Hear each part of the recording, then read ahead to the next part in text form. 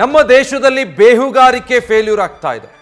ಕಾರ್ಗಿಲ್ ಯುದ್ಧ, ಪುಲ್ವಾಮಾದಲ್ಲೂ ಕೂಡ ಫೇಲ್ ಆಯಿತು, ಮತ್ತೆ ಈಗ ಫೇಲ್ ಆಗಿದೆ ಅಂತ ಸಚಿವ ತಿಮ್ಮಾಪುರ ಗರಂ ಆಗಿದ್ದಾರೆ. ಹಿಂದೂ ಧರ್ಮದವರನ್ನಷ್ಟೇ ಹುಡುಕಿ ಕೊಂದ್ರು ಅಂತಾರೆ. ಎಲ್ಲವನ್ನೂ ಎಲೆಕ್ಷನ್ ದೃಷ್ಟಿಯಿಂದ ನೋಡೋದು ಸರಿನಾ? ಧರ್ಮ ಅಂತ ರಾಜಕೀಯಕ್ಕೆ ಬಳಸಿಕೊಳ್ಳೋದು ತಪ್ಪು ಅಂತ ತಿಮ್ಮಾಪುರ ಅಭಿಪ್ರಾಯಪಟ್ಟಿದ್ದಾರೆ.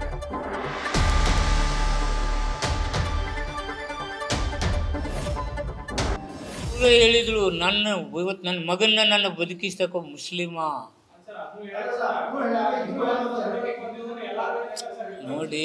ಆಘಾತಗೀಡಾಗಾದಾಗ ಮನುಷ್ಯ ಸಹಜವಾಗಿ ಇದನ್ನು ತಪ್ಪಿರ್ಬೋದು. ಬಟ್ ಅದು ನೀವು ನೋಡಿದಾಗ, ಅವ್ರು ನೋಡಿದಾಗ ಎಷ್ಟು ಮುಸ್ಲಿಂ ಯುವಕರು ಹಿಂದೂಗಳನ್ನ ರಕ್ಷಣೆ ಮಾಡಿದ್ರು. ನಾನು ತಿಳಿದಂಗೆ ಮುಸ್ಲಿಮ್ನ ಯಾಕೆ ಕೊಂದ್ರು? ಮತ್ತೆ ಮುಸ್ಲಿಮ್ನ ಯಾಕೆ ಕೊಂದ್ರು?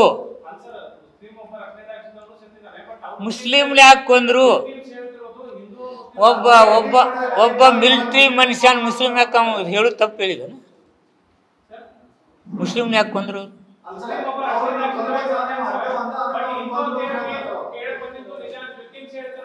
ಯಾರು ಇಲ್ಲ.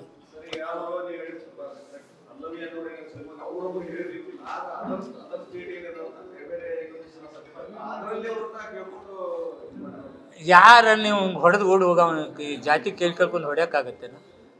ನೀನೇ ಪ್ರಾಕ್ಟಿಕಲ್ ಯೋಚನೆ ಮಾಡಿ. ಹೊಡಂಗೆ ಹೊಡಿತಾನೆ, ಓಡಿ ಹೋಗ್ತಾನೆ. ಅವ್ನು ನಿಂತ್ಕೊಂಡು ಕೇಳಿ ಹೊಡೆಯಟ್ಟು ವ್ಯವಧಾನ ಯಾರಿಗಿರೋದು?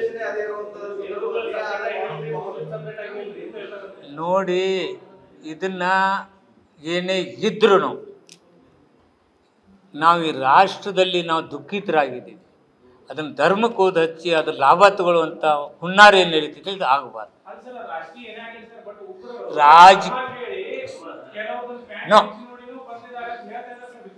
ನೋ ಒಂದು ವೇಳೆ ಅವ್ರು ಹಂಗಾಗಿದ್ದಾಗೂ ರಾಜಕಾರಣ ಮಾಡಲಾರ್ದೆ ದೇಶ ಗಂಡಾಂತರದಲ್ಲಿ ಎದುರಿಸ್ಬೇಕಂತಕ್ಕಂಥ ಭಾವನೆ ನಮಗೆ ಬರಬೇಕು. ವಿನ ಅದನ್ನು ಎತ್ತಿ ಹಾಕೊಂಡಿದ್ದೇನು ಧರ್ಮ ಅನ್ನುವಂಥದ್ದು ಏನು ನೀವು ರಾಜಕೀಯವಾಗಿ ಬಳಸ್ಕೊಳಕ್ಕೆ ಹೋಗ್ತಾರೆ, ಅದು ತಪ್ಪತ್ತೆ. ಅದು ತಪ್ಪು. ಒಂದು ವೇಳೆ ನಾನು ಕೇಳಿರ್ಲಿಕ್ಕಿಲ್ಲ ಅನ್ನೋ ಭಾವನೆ ನಂದು. ನಾನು ಡಿಟೇಲ್ ಹೋಗಿ ನೋಡಿಲ್ಲ. ಒಂದು ವೇಳೆ ಕೇಳಲಿಕ್ಕಿಲ್ಲ ಅನ್ನೋ ಭಾವನೆ ನಂದು. ಒಂದು ವೇಳೆ ಕೇಳಿ ಮಾಡಿದರೆ ದೇಶ ಗಂಡಾಂತರದಾಗ ಯಾವುದೋ ಒಬ್ಬ ವ್ಯಕ್ತಿ ಟೆರರಿಸ್ಟ್ ಮಾಡಿದ್ದನ್ನು ಧರ್ಮಕ್ಕೆ ಹಚ್ಚಿ ಅದನ್ನು ರಾಜಕೀಯವಾಗಿ ಪಡ್ಕೊಳ್ತಕ್ಕಂಥ ಹುಚ್ಚುತನ ಇರಬಾರ್ದು. ರಾಜಕೀಯ ಮಾಡಬಾರ್ದು ಅಂತ ಮಾತಾಡ್ತಿದ್ದಾರೆ ತಿಮ್ಮಾಪುರ ಅವರು.